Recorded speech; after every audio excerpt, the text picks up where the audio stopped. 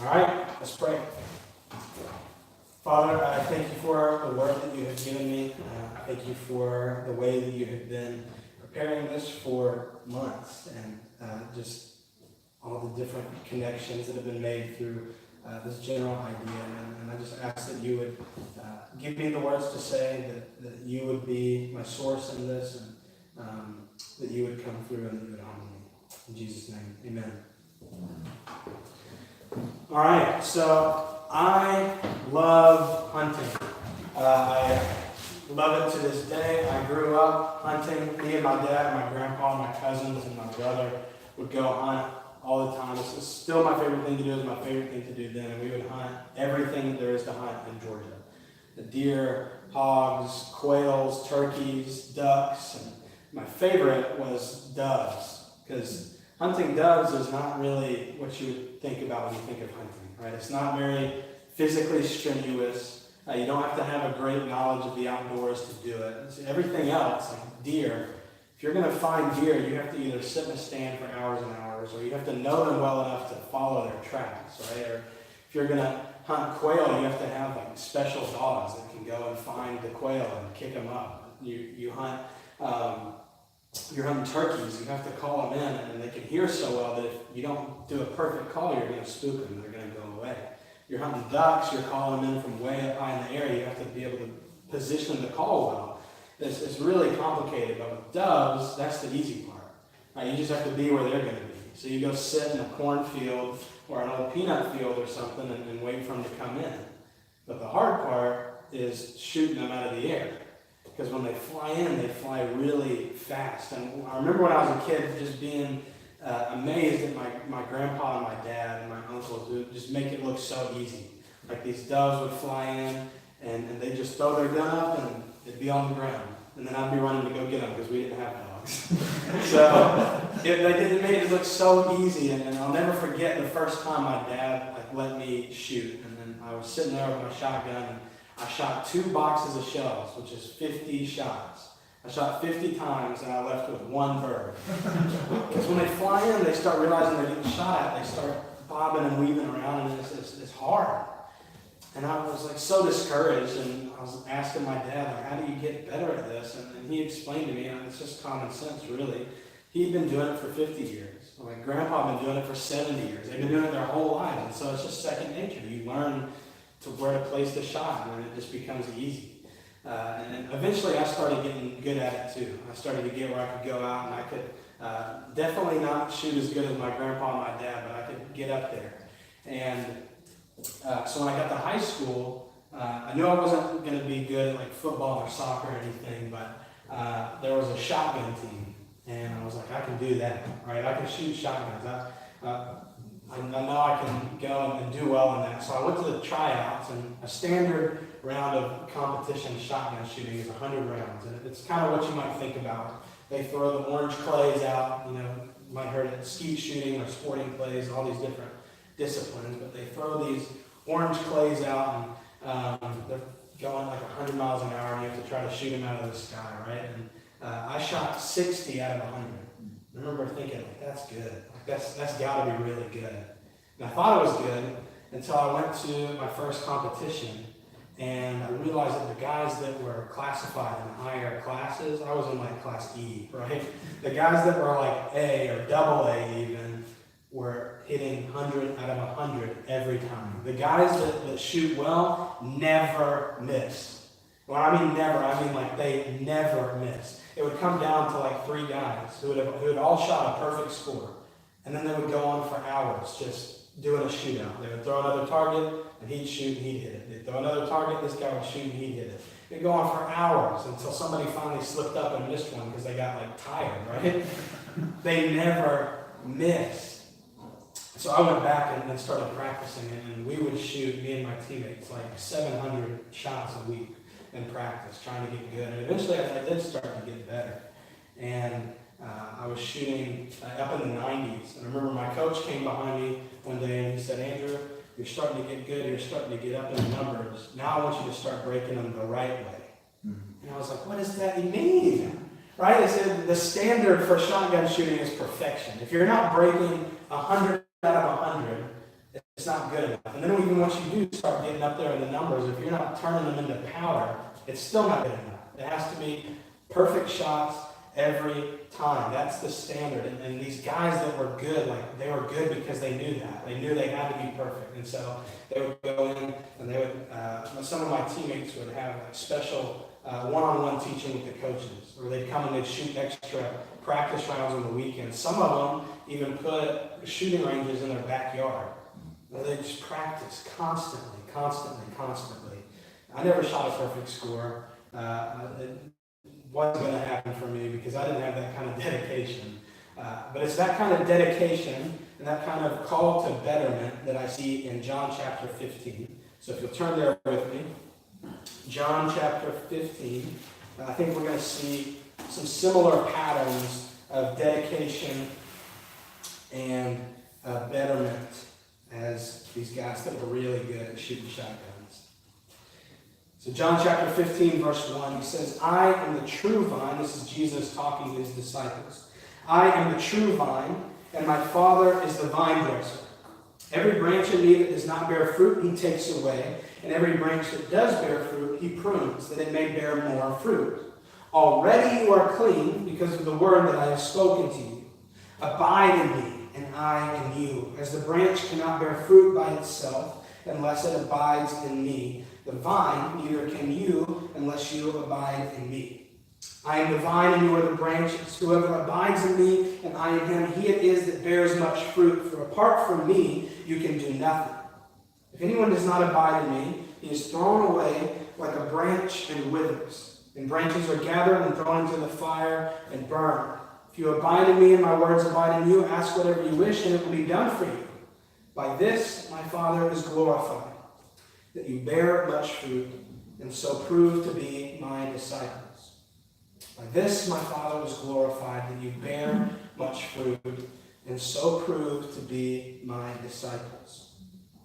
Now John 15, obviously coming on the heel of John 14, where Jesus has just described to his disciples this idea of salvation or justification, right? What Abram just told us about. He says in John 14, I am the way, the truth, and the life. No one can get to the Father except through me. Right? So he's explaining to them what we would think of as, in church terms, what it means to be saved. And I think when we look into John 15, we realize that the recognition that he is the way, the truth, and the life, that his blood is enough, and it absolutely is, that he defeated sin and death through his blood and through his sacrifice, what he's going to do, he's explaining to them in John 14. It's just the first step of salvation. It's just the first step. So what I'm not saying is that it's not enough, because it absolutely is. But what I am saying, and what Jesus is saying here in John chapter 15, is that there is more. That if you have a belief, if you believe that he is the way, the truth, and the life, it has to transform you. It has to transform you. If you believe in it, it is going to transform you every time. It is this process of being made more holy. The process of being made more holy. And that's kind of the church term that a church definition that we give to the term sanctification. Sanctification, right? It's a word you probably only hear in church. Sanctification. The process of being made more holy, or the secular definition, the state of proper functioning. A state of proper functioning. So remember that because we're going to come back to that term a lot. A state of proper functioning. That's what it means to be sanctified. So a book is being sanctified when it's opened up and read, because that's what the author intended for you to do. Or a pencil is being sanctified when you're using it to write, right? Because that's what its designer intended you to do with it, to write with it. Shoes are being sanctified when they're worn on your feet. Pots and pans are being sanctified when they're used to cook. A guitar is being sanctified when it's being played by someone who knows how to play it well, right? And we are being sanctified when we are reflecting the image of God. We are being sanctified when we're reflecting the image of God. That is our state of proper functioning. It's what we were created to do. Right? We were created with the intention that we would reflect the image of God. That's our state of proper functioning. And so we have those two definitions, the state of proper functioning or the process of being made more holy. And I know holiness is kind of a weird term too, because we're getting into a lot of church terms here today. Holiness is weird too, because we know that only God is holy, right? So a process of being made more holy, I think it's a two-part process that takes place on the same road. Right? The farther you get away from sin, the closer you get to God. Again, that's kind of just common sense. But if you're driving away from sin, you're driving closer to God. Two-part process that takes place on the same road. And if we're going towards holiness, it's something that is only going to be fully realized when we meet Christ in eternity. Whether he comes back and gets us or whether we kick the bucket and we end up there first, right? That's where we will be made fully holy. However, this life, after we come to the realization that he is the way, the truth, and the life, and we surrender to that, and we begin this process of being made more holy, that will be fully realized when we get to it. It's a gift. There's a song by a band that I like a lot, My Epic, and they have a line that says, I quit striving for perfection and surrendered up to it instead. I quit striving for perfection and surrendered up to it instead. So this isn't us beating ourselves up for our whole lives, trying to get rid of the sin in our lives. It's surrendering to Christ's perfection and watching how that transforms us. And being an active part of that as well, not just watching. And so in John 15, Jesus uses the example of a vine dresser. A vine dresser, I think, is such a good, timeless example that we can even relate to today, even though I had to do a little bit of research to try to figure out why exactly this is the perfect analogy. And I was watching this video of a guy in the winemaking process, and he made the statement that the pruning process, the cutting away of dead branches or branches that don't bear fruit, is the most important part of the process of winemaking to ensure that you get quality wine. Because otherwise you end up with bad fruit, or you end up with branches that impede the good fruit, right? Fruit is another church word that we use a lot. We're up to like 5 now, I think. Fruit is a word that you might only hear in church, right? The fruit of the Spirit, producing good fruit, as Christ talks about here in John 15. I think fruit can also be synonymous with the word action. Mental, physical, spiritual action. If you're producing good fruit, there's action being born of it. If you're producing good fruit, you're doing something, right? Something has to be different. There has to be an action. I love that Christ starts off this discussion on the pruning process by making a bold statement. He says, I am the true vine, and my Father is the vine dresser. I am the true vine, and my Father is the vine dresser. It's a bold statement because at this point, his disciples are just now kind of starting to figure out who he is. They're really just starting to grasp the idea that this guy really is the Messiah, that he is who he said he is. And then he says, I am the true vine, which implies that there are other vines, right? If he's the true vine, then there has to be other false vines. False vines, I think, can be like the vine of stability, right? That we connect ourselves to. These false vines that we're looking for another sense of security outside of him. So if he's the true vine, we take a hold of these false vines, like the vine of stability. If I just had enough money, or if I had the right job, then maybe I wouldn't be so worried or fearful. Right? Or the vine of relationships. If I had the right husband or wife, maybe I wouldn't feel so lonely. The vine of power. If I just had a little bit more control over my life, then maybe I wouldn't be so nervous all the time. Or the vine of distractions. I think this is a big one for our generation. If I could drink enough, or if I could just watch enough Netflix, maybe I would forget that life is getting kind of hard right now, that things are starting to get pretty bad. The vine of religion, even. If I could come to church enough Sundays, and if I say my prayers before I go to bed, maybe I could convince God to really love me. These false vines that we attach ourselves to and hope that we can find life. And there's a common thread with all of these, and And it's that they're so incredibly self-centered. How can I find stability? How can I find the right husband or wife? How can I find power? How can I be distracted from my hardships? How can I convince God to love me? It's all about me, me, me, me. And the problem with that is that it takes us away from our state of proper functioning. Because we're no longer reflecting God. We're so self-consumed that we're just reflecting us. And the world doesn't need to see us. They need to see Him. It takes us away from our state of proper functioning. We're no longer acting as we were created to. We're reflecting God. Or we're reflecting ourselves and not God. We reflect ourselves, and that's not a good-looking fruit all the time. It's not what the world needs to see. They need to see Him. We have to attach ourselves to the true vine and be diligent about cutting away the other vines. We attach ourselves to the true vine by spending time in it, by putting the hours in, right? Those guys that were good at shotgun shooting were good because they put the hours in. They put the time in. And we have to do the same thing. If we're going to find life, if we're going to find true life, we have to put the hours in at His feet. We have to spend time in the Word. We have to spend time in diligent prayer. We have to spend time in worship. We have to connect ourselves to the true vine. Andrew Murray wrote an entire book, really powerful book, on just this passage alone called Abide in Christ. I have a quote here from him. He says, "A soul filled with large thoughts of the vine will be a strong branch and will abide confidently in Him. Be much occupied with Jesus and believe much in Him as the true vine."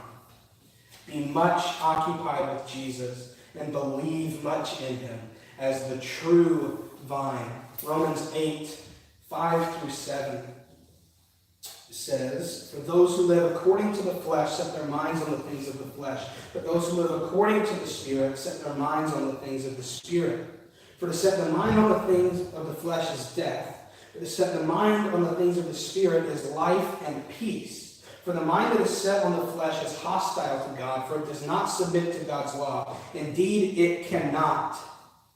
Those who are in the flesh cannot please God." Put another way, maybe those who are so connected to false vines cannot please God. It is pleasing to God when we connect ourselves to the true vine. And connection to the true vine means combating the distractions of the flesh. Right? That's what Paul's talking about here in this passage in Romans, that we have to be diligent about filling our minds with the things of the Spirit and getting rid of the things of the flesh, or connecting ourselves to the true vine and getting rid of the false vines so that we can be occupied with Him, as Andrew Murray puts it. When we're occupied with Him, that's where we find true life. Otherwise, those distractions become too much. You know why I missed 90% of the shots that I missed when I shot competitively? It's because I have severe attention deficit disorder.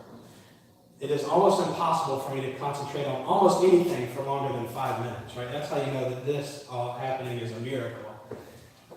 And when I would get up on the stand and it was my turn to shoot, there's so much small stuff that goes into taking a good shot, and I never realized until I started shooting competitively. Even down to the placement of where your finger sits on the trigger. Right? If you're too far to the right, you're going to pull your shot to the right. If you're too far to the left, you're going to pull your shot to the left. It goes down to that small of a detail, and for somebody that has severe ADD, it's hard to remember all those small things. And so what I would do really well is the times I would get up there and I would take a deep breath and walk through each process in my mind. What do I need to be doing to get there? That's the reason that the guys that shot perfectly is because they spent so much time, they put so many hours into practice that they didn't even have to think about it. By the time they got up there, those processes became second nature. Like when my dad and my grandpa would go up and shoot the birds out of the sky, they're not even thinking about it. They're not thinking through those small processes. It just becomes a part of who they are because they put the hours in. And it's the same way with sanctification. We put the hours in. We stay connected to the true vine. We set our minds on the things of the Spirit so that when we enter into the war that is life, We don't have to be thinking, we're not panicking, right?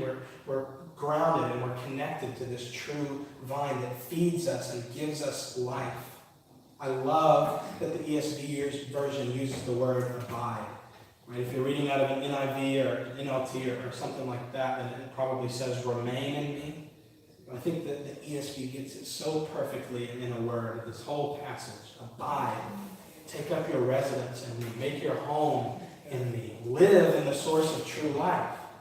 Right? Don't live amongst the thorns and the thistles and the weeds and the false vines. Live in the source of true life and be fed by it. Constantly live in it and let me live in you.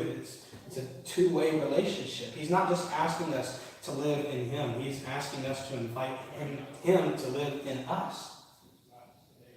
It's all a part of this process of sanctification. I love that he uses a plant because, like a grapevine, what does a grapevine do?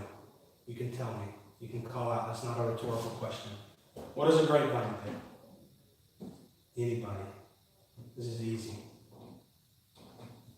A grapevine makes grapes, right?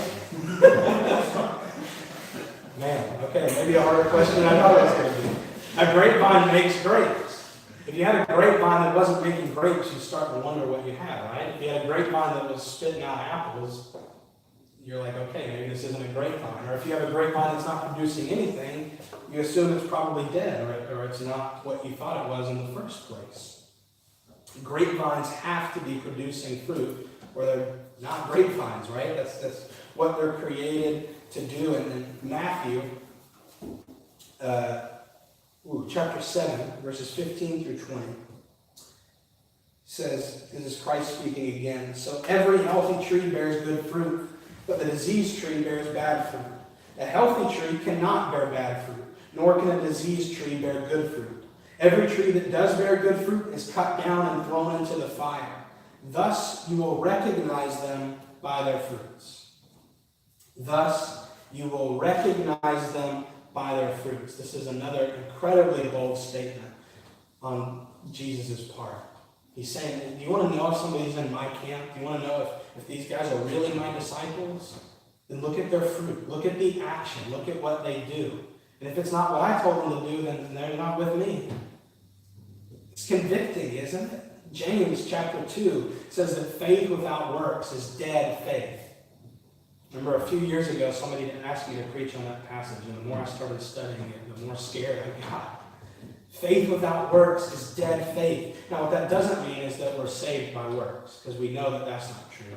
Right? Abram just explained that to us. We are absolutely not saved by our works. What it does mean is that a true believing faith is going to lead to works every time. Right? Because we cannot remain connected to the true vine and not be producing fruit. We can't remain to the true vine and not be changed and transformed by it in a way that produces action. We have to be changed by it. Faith without works is a dead faith. I know that that's a scary thought, and it's not placed there. James doesn't say that to scare us into faith, but he places it there so that believers will read it and contemplate and think. If I'm not producing fruit, if there's no action coming from all of this, then something is horribly wrong. Faith without works is dead faith.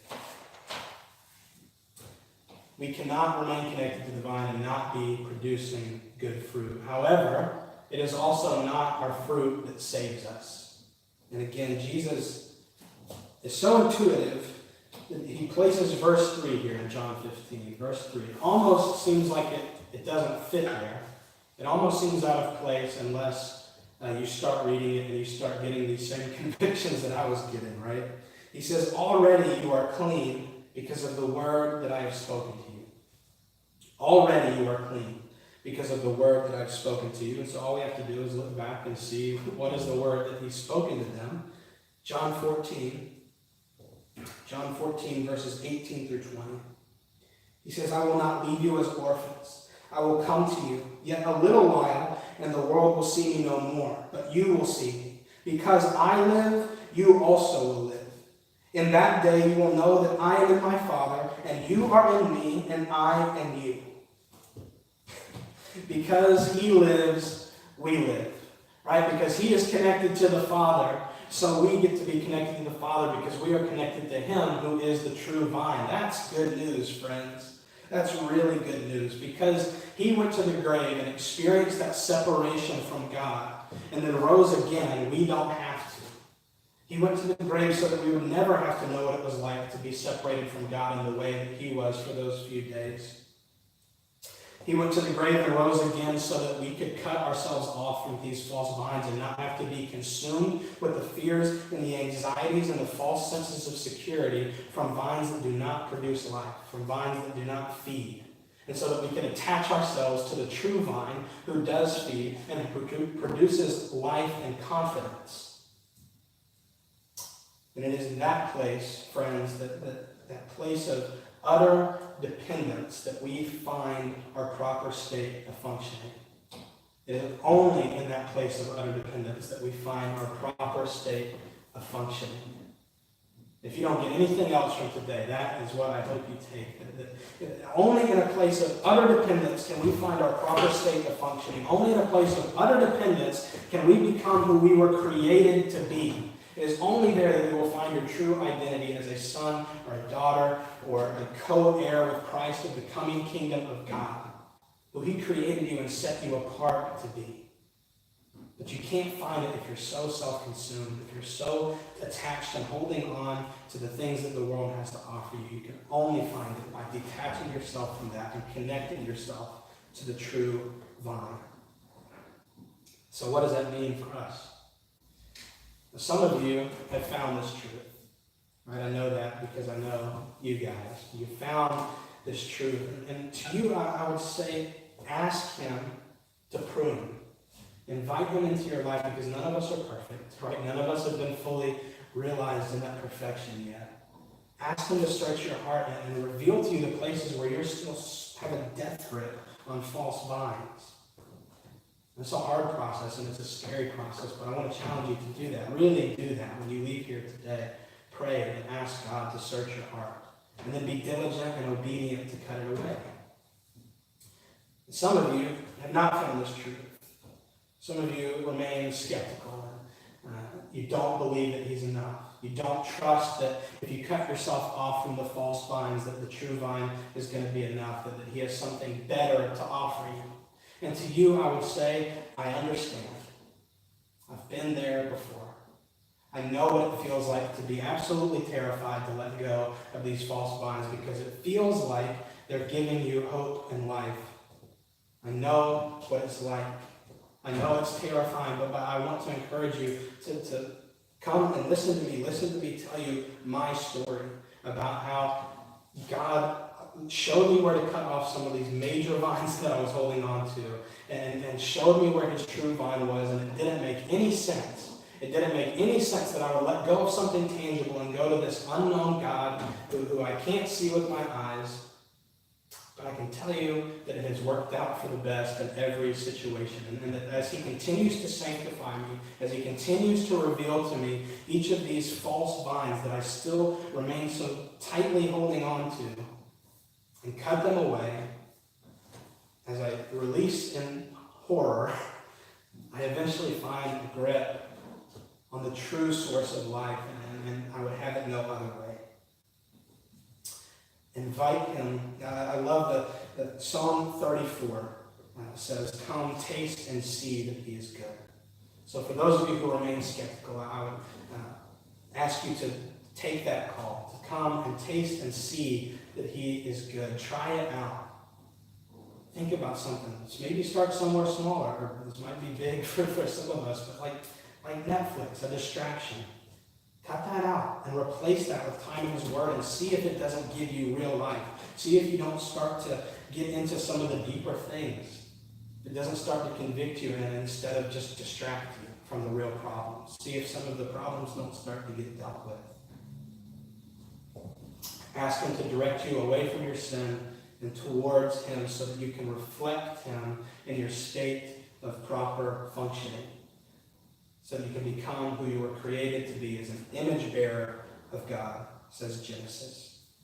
And I want to close with another quote from Andrew Murray from his book, Abiding in Christ, that I think sums all this up so perfectly. He says, "Oh, that you would come and begin to simply listen to his word and to ask only the one question. Does he really mean that I should abide in him? The answer his word gives is so simple and so sure. By his almighty grace, you are now in him. The same almighty grace that will indeed enable you to abide in him. By faith, you became partakers of the initial grace. And by that same faith, you can enjoy the continuous grace of abiding in him. By faith, you became partakers of that initial grace, right? That first step of salvation that we talked about at the very beginning. But by that same faith, you can enjoy the continuous grace of abiding in him. You can enjoy the continuous grace of being sanctified by him, connected to the true vine. Let's pray. Father, I thank you for your word. I thank you for this idea of abiding in you, that we get to make our home in you. I thank you that you offer the true vine, that you don't just ask us to cut away our sense of security in exchange for something that's not there, Lord. You offer the true sense of life. Lord, this week, I pray that you would convict each of us heavily in an area that we are holding on to something that is not giving life. And that you would show us where you have life to offer. In Jesus' name, amen. Amen. Good job, Andrew. Good, strong opening illustration, especially for rural areas. I wouldn't have to do as much as explaining. Right.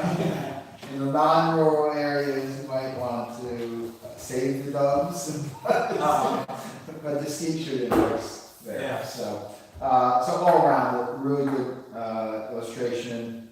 The reflecting the image of God as an outcome of sanctification and holiness being defined as a state of proper function, just really outstanding. Wherever you got that, I mean, I'm presuming you drew that from resources. Yes. Those are good pickups there, really good pickups there. And I think it defines it in a way that people can understand. And we oftentimes think of it that way. And we get too close to that perfectionism. And this offsets that. And so that really well done there. I love your false vines versus the true vine. It's a really strong illustration. My only recommendation there is a minor recommendation. I love how you talked about the false vines. So you talk about security, you talk about distraction, you talk about.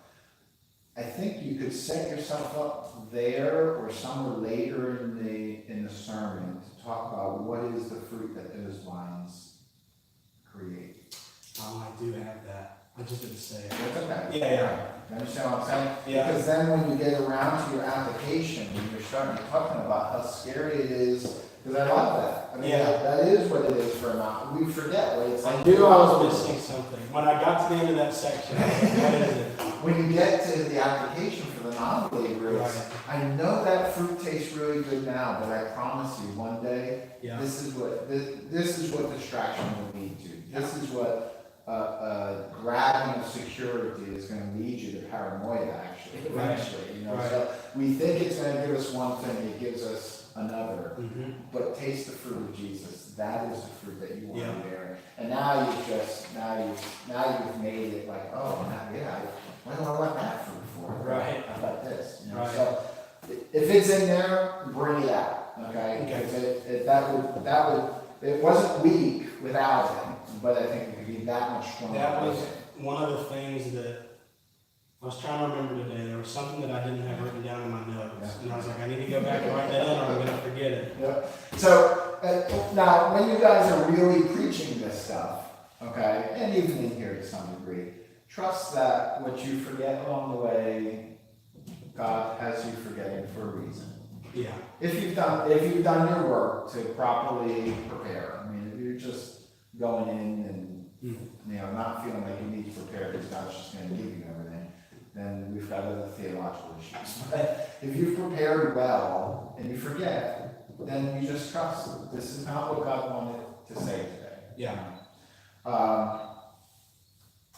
I'm going to say at times the pace was a little bit fast also. If I'll double check the time on the video, but you were real close to 33. So Yeah. you gotta figure out maybe some stuff in there that you can trim so that you can slow it down a little bit. It just on the right, it's 60 and a 55. Right. You're real close, and we'll probably let you go. But if you bring it just a hair less, and really that goes for you too. It wasn't like crazy over the speed limit, but just at that point where you can add some pauses in to allow us to kind of get a breath. Right. Really good description of terms.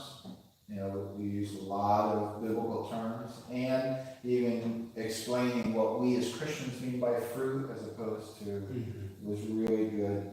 I like that you had the fruit equals action, but I'm also gonna, and maybe this is a theological thing, and maybe you don't have time for it in the sermon. So again, I'd love to see character tied into that. So I can have a peaceful character, but that has to result in peaceful action, which is an expression of my fruit, which changes my character, which changes action, but action changes character as well. As I practice peacefulness, I will become peaceful. So this, I don't know how to bring that in. I don't know whether it's worth bringing in, but there's a sense in which you don't want everything to be action, because now you've taken away the whole character side. Right. And I can be an unpeaceful person just so long as I sit there going, and make it look like I'm peaceful. Right. Does that make sense? Yeah, totally. I really love how you handle this as a sanctification passage, because too often people use this as a justification passage. But because of that, just being aware of historically how people have used this, they've used it to say, well, when the branches get cut off, you're getting cut off from the vine. If you're getting cut off from the vine, then you're losing your salvation. If you lose your salvation, maybe you can be grafted, and then they get into all kinds of crazy theological stuff. So using this as a sanctification, but I think you really need to not spend a lot of time, but really wordsmith and emphasis that these branches that get pruned and get cut off are the parts of your life that are not bearing fruit. See, it's not you. Andrew doesn't get cut off. Right. When he's trying to grab onto these other vines, that's what's getting cut off, because that's not bearing fruit. That's why I didn't get into that. Okay. It's because of the theological stuff. Right, and maybe it's a really strong sermon as it stands. Sure. So all of this is just kind of, if there's a way to bring that in a larger congregation, you're going to have some people who have read this and thought, I can get cut off from Jesus. Yeah. And you want to avoid, you avoided it because you focused on it as sanctification. But I think bringing that out a little bit more explicitly would probably help certain people in your congregation, or at least, and maybe it's not spending a lot of time on it, but it's putting some keywords in there, what do they call them nowadays? Dog whistles, right?